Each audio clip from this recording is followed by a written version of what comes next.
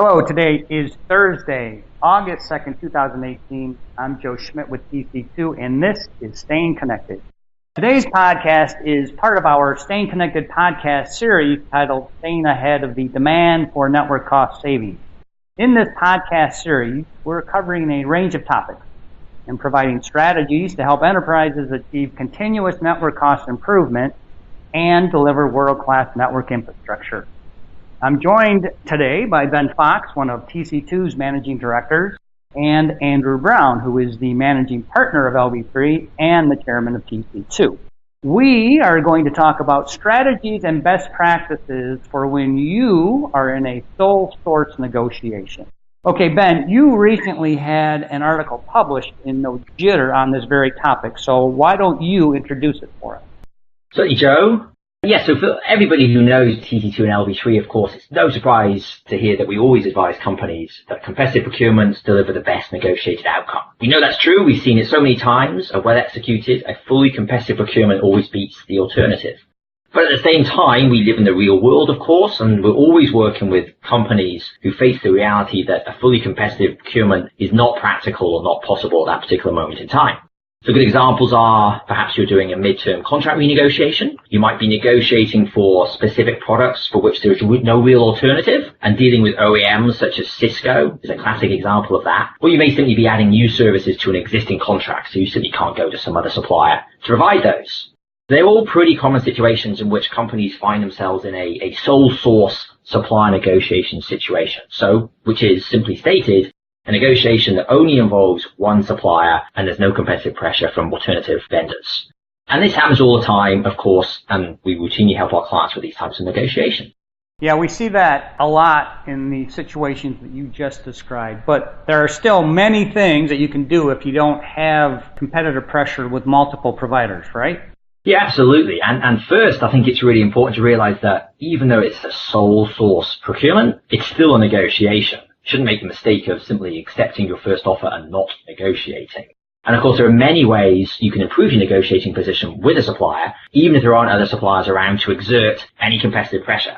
The most significant driver for a good deal versus a not so good one is how well, or perhaps how poorly, the customer uses the tools and the leverage to prepare and conduct a sole source negotiation. And we regularly see a really very large gap between the pricing and terms the same supplier offers for almost the exact same service and products to different customers. And that very large gap is simply a result of how well those customers conduct their sole source negotiations. There's a huge amount of benefit to be had from a well-executed sole source negotiation. So, it's definitely about working with what you have given your particular situation.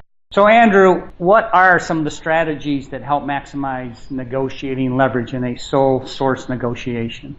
Well, first, it's important not to overlook some of the basics. Ben just talked about identifying sources of leverage for your negotiation. And one really important example that you should start with is making sure you understand your company's total relationship with the supplier. Companies often have these multifaceted relationships with large IT suppliers, and those relationships cross over multiple stakeholders within the organization. Different services are often financed across different budgets, and they may be used by different business groups in your company. Those groups may not have full visibility to what the others are buying. It gets very complicated. Oftentimes, different services are even provided under different contracts, so a single company may have multiple contracts with one supplier and not even know it without checking first. So having a full understanding of the total spend and portfolio of services that the supplier provides to your company will definitely help you identify pockets of negotiation leverage that you can use.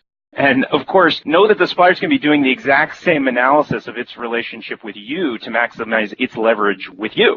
Yeah, that's right. Why is it that suppliers always seem to know exactly how much their companies pay to their customers when the supplier is purchasing stuff from your company? Well, they do at smart business, and if you can't beat them at that game, at least follow their lead and do it to them to level the playing field a little bit. So the other point is that you really have to know your current contract position for the services that you're buying or things that you're buying from the supplier right now. What are the commitments already in place for the services you're negotiating to purchase? How close are you to meeting those commitments? When does your current deal expire, and what are your options when it does? Do you have a contract renewal right or a transition period? All of these terms are going to directly affect your negotiation leverage for the sole source negotiation, and whatever the terms are, whether good or bad, you're better off for the negotiation if you know them in detail, because your supplier almost certainly will. And let me just jump in there and make a follow-on point to that list from Andrew. The other best practice is to determine at the start of the negotiation the basis upon which you, the customer, are prepared to do business with the supplier. What I mean is answering some basic questions such as, what is the length of contract term or extension that you're willing to enter into for this sole source negotiation? What kind of commitments, if any, would you accept? Keeping in mind any commitments you already have that you've identified in the existing contract.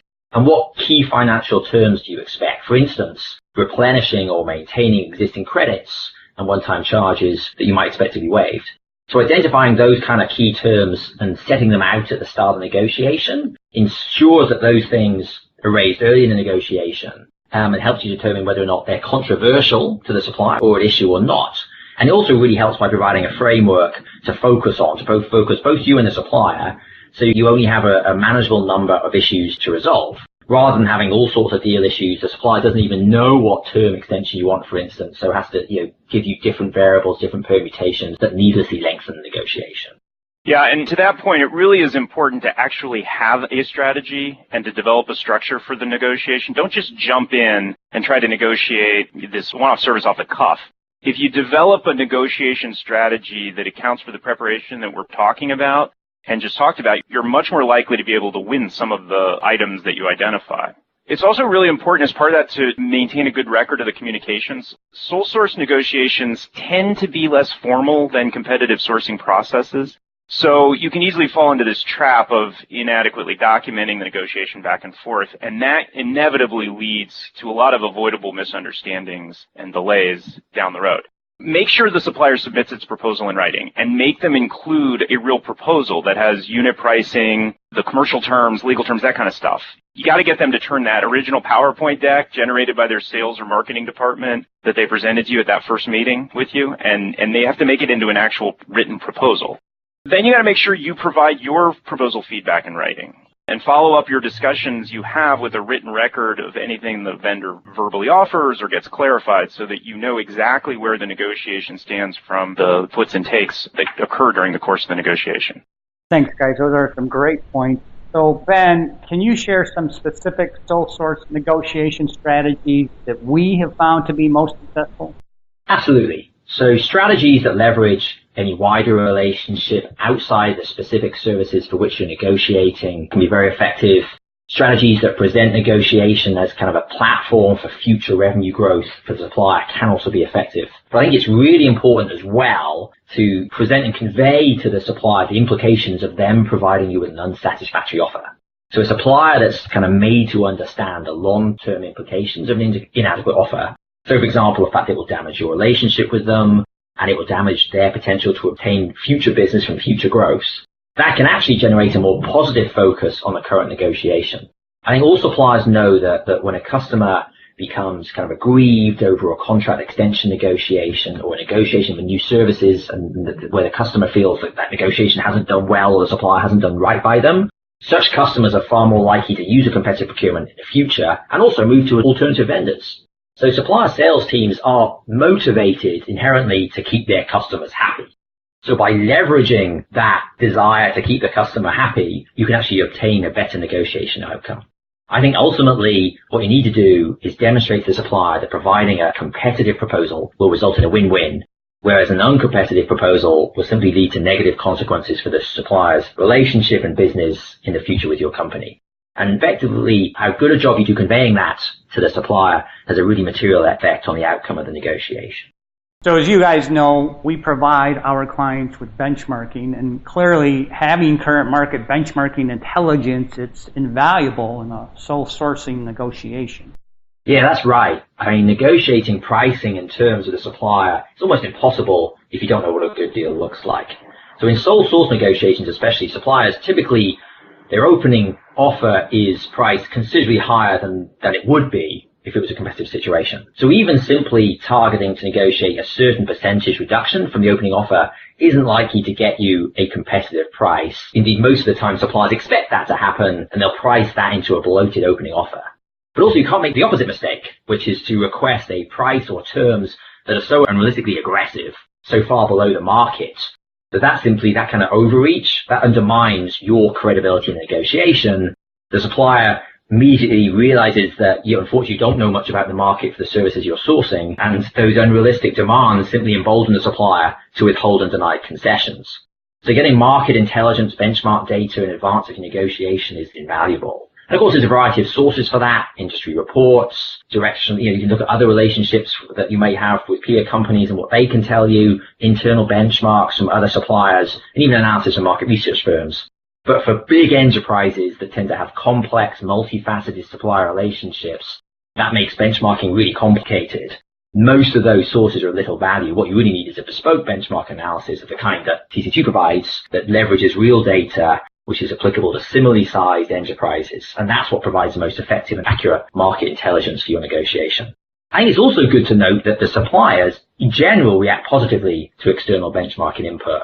They realize too that it helps expedite the negotiation. They also realize that a good advisor will help manage the customer's expectations in line with the market, making sure that negotiation doesn't go to needless cycles, trying to focus on customer requests that are just unfulfillable. But it's also true, of course, and we see this every now and then, that suppliers try to undermine the benchmarking input. That's part of the negotiation style that they have. And sometimes they even try to exclude the advisor from the negotiation.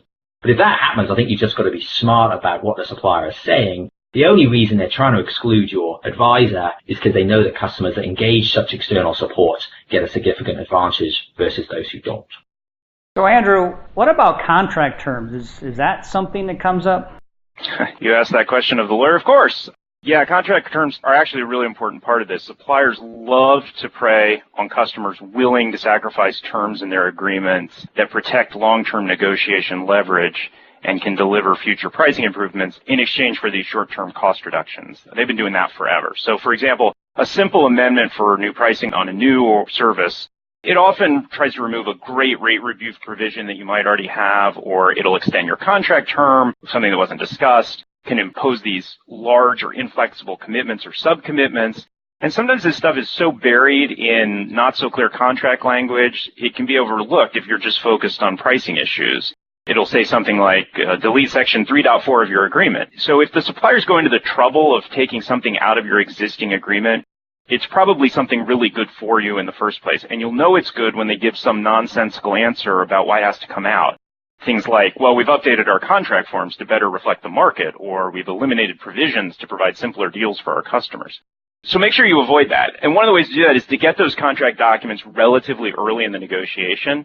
I'm not saying to lawyer up after the first meeting and start exchanging red lines before you've talked about pricing or basic terms, but contract documents reveal the full scope of the deal, and they ultimately have to be signed, so don't just wait until the last week of your negotiation to get them. That doesn't end well. Guess how much time a supplier usually spends customizing their contract forms to include the promises they've made and to capture all the terms you've discussed? It's about 0. So to make sure you get everything that you've negotiated and that you set as your baselines going in, start that process relatively early and you'll be better off including your deal on time. Okay, thank you, Andrew, and thank you, Ben. So I think to summarize today's podcast, you guys have really helped make it clear that the varying levels of competitive leverage that customers have in any individual negotiation has a great deal of influence on pricing levels achieved in their negotiation. But the strategies and tools used in the negotiation are equally important in driving the best possible deal. So I encourage you, our listeners, to take a look at the article that Ben published in No Jitter for even more advice on best practices for sole source negotiation. The article is also available on TC2's and LB3's website. For our next podcast in the Staying Connected podcast series, I'm joined by my TC2 colleagues Jack Deal and Larry York, who will be talking with me about best-in-class business terms to help enterprises keep ahead of the pricing curve. So please look out for messages from us providing links to the latest podcasts, or simply go to our website. And if you, the listening audience, would like to learn more about best practices for ICT procurements, or if you'd like to discuss other ICT needs with Ben, Andrew, me, or any of our LB3 and TC2 colleagues, please give us a call or shoot us an email. And you can also stay current by checking out our website or follow us on LinkedIn.